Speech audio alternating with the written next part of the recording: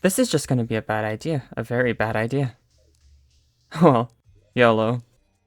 Alright, so first things first, trees. We have to go fast because the tidal wave is coming.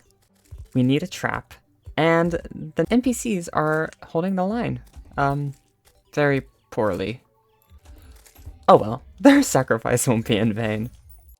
For I mastered the art of turtle. Quickly crafting a sword for later.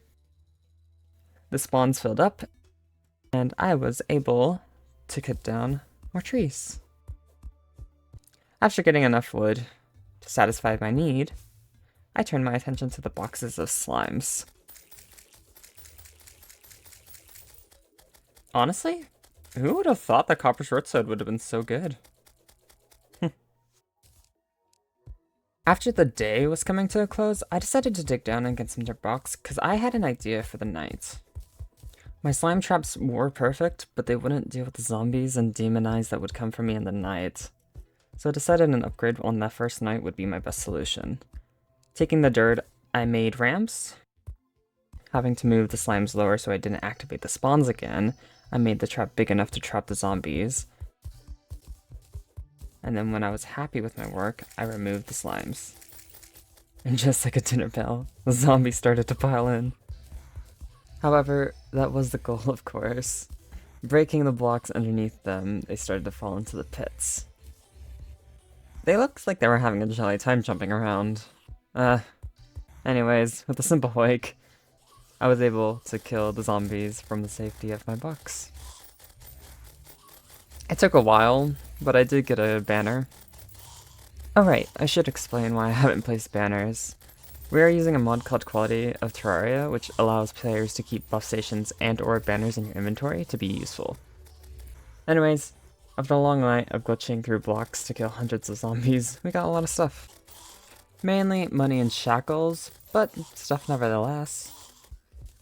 After repeating the process of killing slimes, I decided to dig down and make houses underground.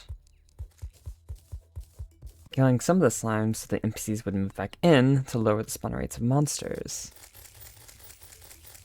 Though I was pleasantly surprised that the merchant was the first NPC to move in.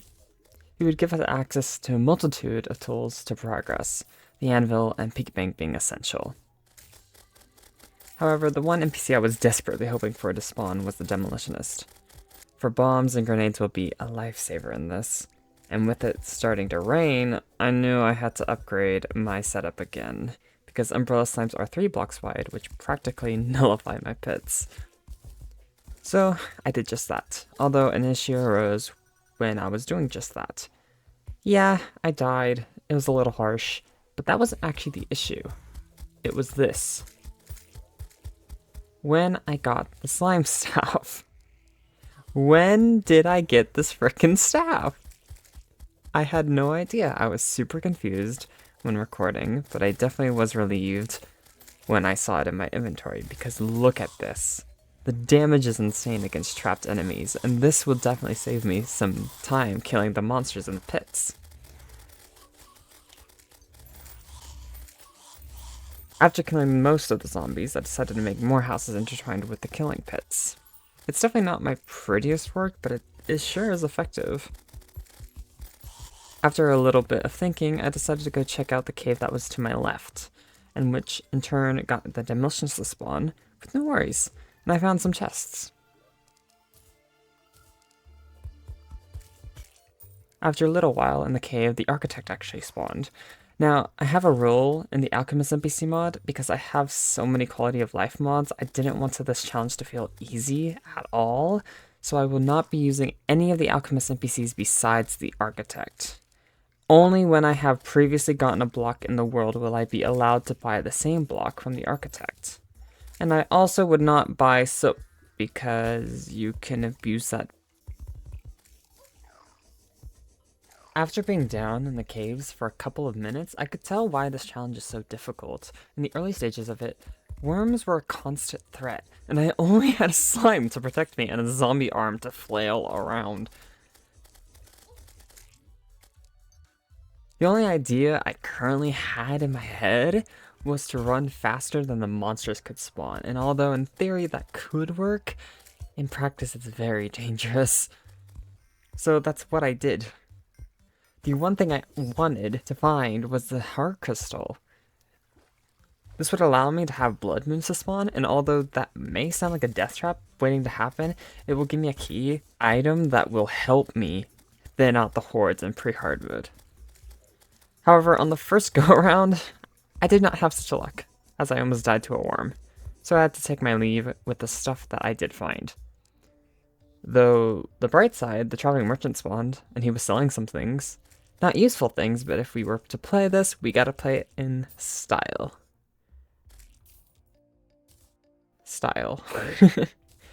He soon met his end by a couple of slimes that fell into the pit with him, so taking his hat for a rainy day when we could get to the shimmer. A little bit later, I decided to brave the left side some more, and found myself in a desert. Almost dying along the way, however, I found something very useful. A desert pyramid. Taking my knowledge, I escaped. After the close encounter, I decided to buy some grenades. Alright, a lot of grenades. I needed them. But I learned that the amount that I bought was nowhere near the amount I would need. For some reason, I thought it was a good idea to run back towards the desert when it was night. It was not a good idea. I decided to do what I did with the grenades and stockpile some bombs. Will it be enough? Probably not. So my next idea was to just go down and hope I would find some loot. And with the help of a worm, I did, getting a band of regeneration and even a heart statue. The heart statue will definitely help us with some of the more difficult situations we will be in post-Skeletron. After getting that chest, I thought it was a good time to expand our base with a chest room, although I did not have any real motivation to sort them, mostly because we have the magic storage mod. Speaking of magic storage, I wanted to get it as soon as possible, so I went down in the mine with a Spelunker potion to find some gems, while also continuing the elevator.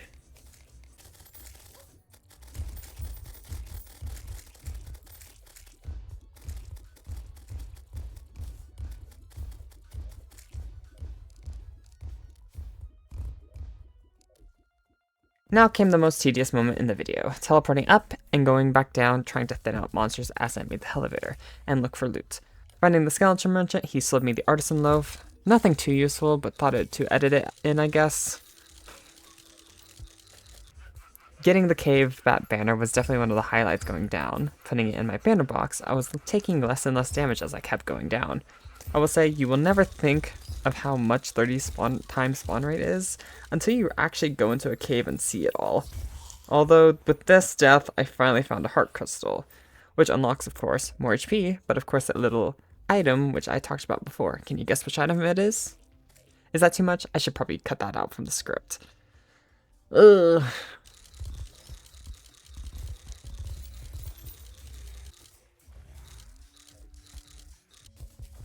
Going back down, I rushed to the heart crystal and decided that this was a good place to farm banners. I do this for like 10 minutes. No joke.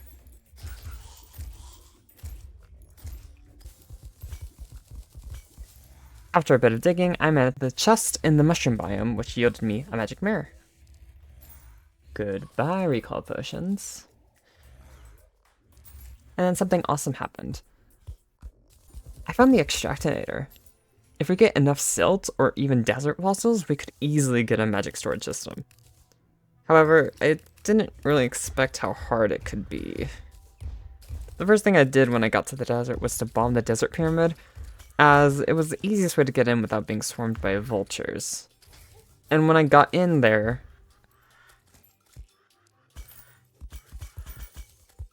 it was a magic carpet. Not the item I was hoping for, but I will not complain. Then I got working on some houses in the pyramid to put up a pylon for the inevitable blood deaths that would ensue in the desert.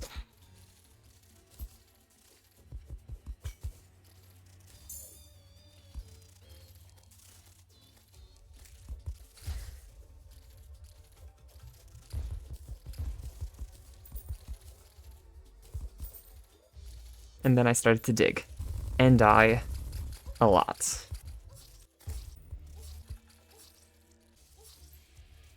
I don't claim to be a pro.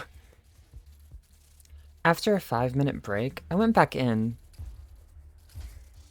and died again.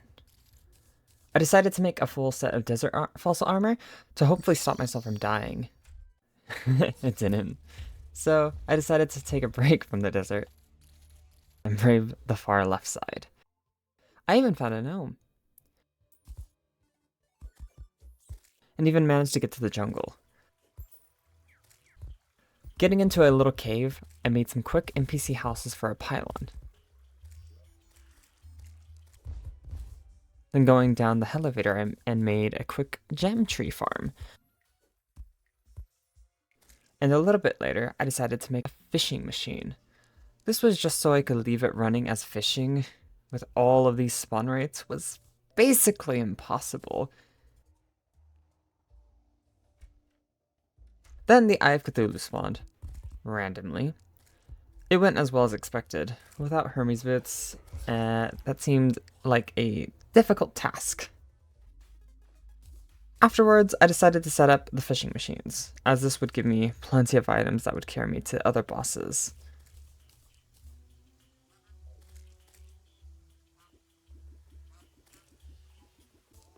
After some thought, I decided to drink a gravitational potion to see if I could find any islands, which I did, giving me one shiny red balloon. And just as I was trying to find more, a blood moon finally spawned.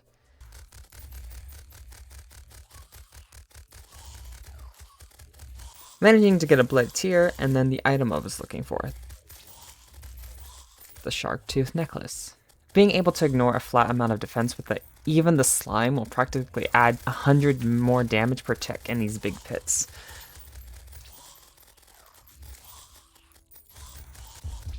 Clearing all the zombies out, I went to go collect my gems, and was still annoyed that I didn't have enough for my magic storage, mostly because it had been about 5 hours or so of playtime from this point on. Mostly AFK farming banners, but still. I had more things that needed to be done. Grabbing a bucket, I went down the elevator for some lava. I finally made a fully AFK pit. This was needed for the goblins that I will eventually challenge. Because I really needed to upgrade my accessories, and the Goblin Tinker was the only way that would ever happen. Making a new entrance to my base, as the old one was now full of lava. Grabbing the gems and being super excited because we had enough gems for the magic storage. I never crafted anything so fast in my life. After switching storages, I tried to explore on the right and was met with another surprising discovery. For those who don't know, if you ping the housing suitability around the desert, you can find desert pyramids. It will say this room is too big. And this is the second one that I found in this world. Unfortunately, it was another magic carpet. It annoyed me a bit, but it did have another area to explore, so going down into the pyramid, I found myself into an easy access into the underground tundra biome. I mostly farmed flinxes here, as I could make summoner gear, though I didn't know if it would be fully worth it, as I would get more damage with my slimes, but less defense to die from everything around me. Though I also had another option to summon Deerclops, as he had a drop that could help me my automatic damage output. Definitely one of the better finds, however, was the flurry boots. I had a way to take on the Eye of Cthulhu now.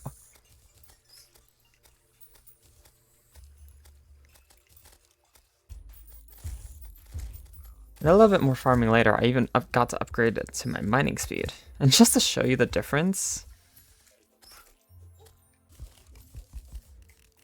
it was quite a difference.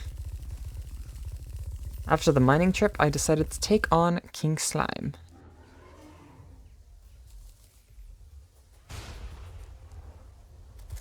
And with the new Hermes boots and him falling into my pit randomly, it was pretty smooth sailing. After all the hours of farming, I decided to check out my fishing machines. It was quite a good haul, besides the 4 consecutive boomsticks. Though I did get a heart crystal and an enchanted sword. Checking the underground fishing areas was also a similar situation. I was even surprised that it caught the advanced combat techniques during the blood moon. Afterwards, I wanted my revenge on the Eye of Cthulhu. It was a much easier fight with the boots I had gotten.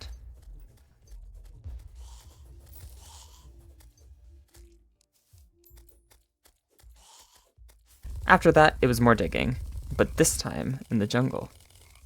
And oh my god, was I not expecting the amount. With my hunter potion on, it was evident that it was going to be one hell of a ride. Narrowly avoiding death in the process, I left the jungle and found a cool new item in the crafting recipes. Apparently they locate certain aspects of the world, like the Shimmer or even Sky Islands. Using all of them, I checked the map and started hopping from island to island for loot. Grabbing the loot was simple enough, finding a horseshoe, a star fury, and even a celestial magnet. The only thing I didn't find was wings, which, fair, I guess. Falling down to explore the right side some more, I finally found the corruption. Rushing down into one of the holes, I really wanted to farm these monsters. However, I miscalculated their damage. I did get to bomb an orb, but I still died in the process. Though, with the knowledge that I had, I went to the far left and started to farm some goblin scouts to force the goblin invasion. Though it seemed like there was already an invasion of scouts. In the sea of scouts, however, I killed a slime that summoned the king slime again, and without my arena, I soon perished. So I took my anger out on some goblins. The absolute carnage. Went down and grabbed the goblin for his loot. And made much needed upgrade to my accessories.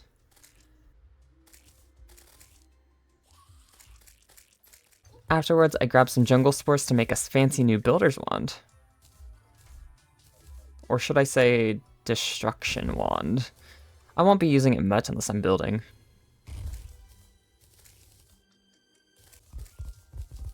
Making a quick plant farm, I found myself digging closer to hell. And then almost dying in said hell. Another blood moon happened, which I AFK'd. And then I farmed some harpies for a banner and managed to get a giant harpy feather. I went to the dungeon and set up a box for Skeletron for later. And then doing the same in the corruption for Eater of Worlds.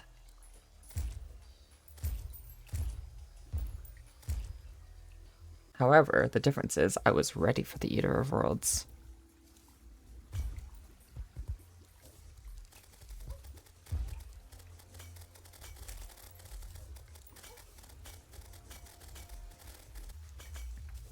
After a long fight and throwing a crap ton of Molotovs, I managed to kill the giant worm. Making the nightmare pickaxe, I went down to hell. And no pun intended, but it was hell. I thought worms were bad, but bone serpents were a whole other evil. Luckily, it wasn't all bad. I managed to make a volcano and full molten armor out of all the ore that I mined. And the fishing machine I left in the desert fished up 4 oasis crates. Skeletron was going to get wrecked. Hey guys, this concludes the first part of this challenge. If you guys would like to see more different challenges in Terraria, or more of this one, let me know in the comments. I read them all, and I enjoy hearing recommendations. Don't forget to subscribe to see the next update if you are invested. I'll see you all next time.